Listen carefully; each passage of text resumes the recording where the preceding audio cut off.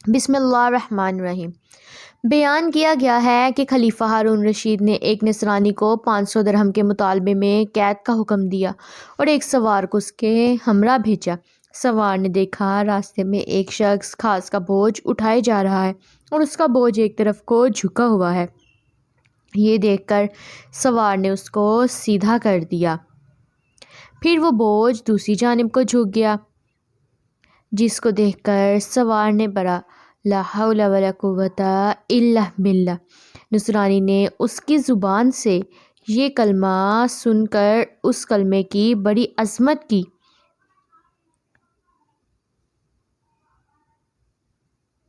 یہ دیکھ کر سوار نے اس نصرانی سے کہا کہ جب تم اس کلمے کی اس قدر عظمت کرتے ہو اور اس کو اتنا بابرکت سمجھتے ہو تو اللہ تعالیٰ پر ایمان کیوں نہیں لے آتے؟ جس کے نام کی عظمت اس کلمے کو یہ برکت حاصل ہوئی ہے۔ اس پر نصرانی نے جواب دیا کہ میں نے اس کلمے کو آسمان کے فرشتے سے سیکھا ہے۔ یہ سن کر سوار کو بہت تعجب ہوا اور سوار نے خلیفہ کی خدمت میں حاضر ہو کر تمام واقعات بیان کیے تو خلیفہ نے نصرانی کو بلوا کر دریافت کیا، آخر تو نے یہ کلمہ فرشتوں سے کس طرح سیکھا ہے؟ تو اس نے بتایا کہ واقعہ یہ ہے کہ میرے ایک چچا بہت مالدار تھے اور اس کی ایک حسین لڑکی تھی۔ میں نے اس چچا زاد بہن کے لیے اپنے نکاح کا پیغام بھیجا، جس کو میرے چچا نے منظور نہ کیا اور اس کا نکاح دوسری جگہ کر دیا۔ چنانچہ شب زواف میں اس کے شوہر کا انتقال ہو گیا۔ میں نے پھر اس سے نکاح کی درخواست کی، لیکن مگر اس نے اب بھی میری درخواست منظور نہ کی، دوسری جگہ اس کا نکاح کر دیا۔ اس کا وہ شوہر بھی اسی طرح شب زواف میں بیوی کے پاس گیا تو مردہ پایا گیا۔ پھر تیسرے شخص سے اس کا نکاح ہوا اور اس کے ساتھ بھی یہی واقعہ پیش آیا۔ اس کے بعد چوتھی مرتبہ میں نے نکاح کا پیغام بھیج دیا تو مجبوراً چچا نے اس لڑکی کا عقد مجھ سے کر دیا، کیونکہ متواتر ان حادثات کے بعد کوئی دوسرا اس لڑکی سے عقد کرنے کو تیار نہ تھا۔ آخر میں نے دیکھا کہ خلوت کے وقت شیطان ایک گواہ گرا کی شکل میں ظاہر ہوا اور اس نے زور سے ایک چیخ مار کر کہا، تو کہاں آیا ہے؟ میں نے جواب دیا کہ میں اپنی بیوی کے پاس آیا ہوں۔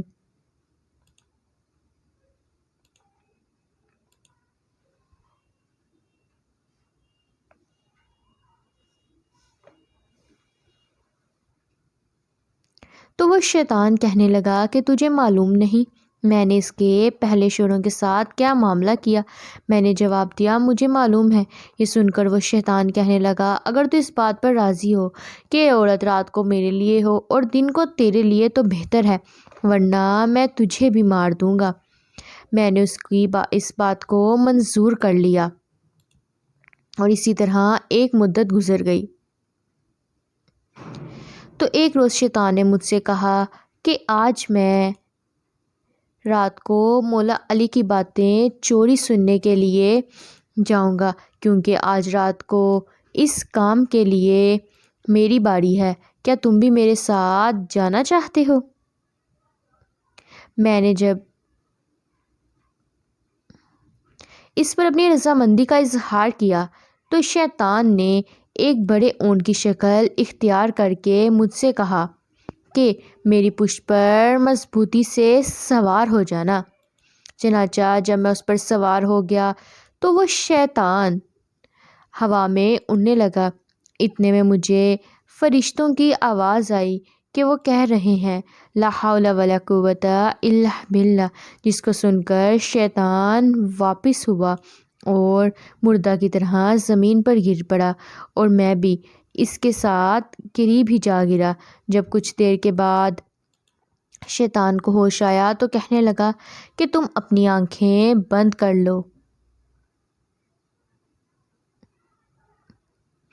میں نے اپنی آنکھیں بند کر لیں۔ اس کے بعد جب میں نے آنکھیں کھول لی تو کیا دیکھتا ہوں کہ میں اپنے گھر کے دروازے پر موجود ہوں۔ پھر جب میں اپنی بیوی کے پاس خلوت میں گیا تو میں نے اس سے کہا، اس مکان میں جہاں کوئی بھی سوراخ ہے اس کو بند کر دو اور ساری کھڑکیاں بند کر دو۔ اس نے ایسا ہی کیا۔